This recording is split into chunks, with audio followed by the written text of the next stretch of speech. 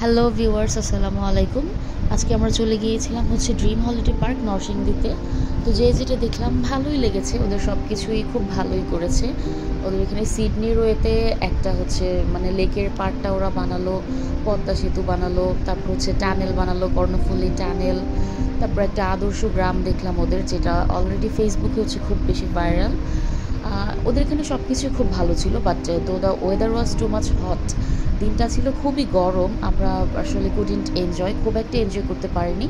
আমরা খুব আশা করে গিয়েছিলাম আর কি যে সারাদিন থাকবো, অনেক অনেক এনজয় হবে, কিন্তু আমরা মানে দুপুর হতে হতেই আমরা আবার ব্যাক করতে হয়। রোদে আমরা আর সেখানে জাস্ট টিকতে পারছিলাম না। তো ড্রিম হলিডে পার্ক নিয়ে মানে নেগেটিভ রিভিউ কোথাও দেখিনি, বাট আমার দু একটা জিনিস ওদের খুব খারাপ লেগেছে। সেটা হচ্ছে ওদের ফিমেলদের জন্যে আলাদা তেমন কোনো প্রেয়ার রুম ছিল না।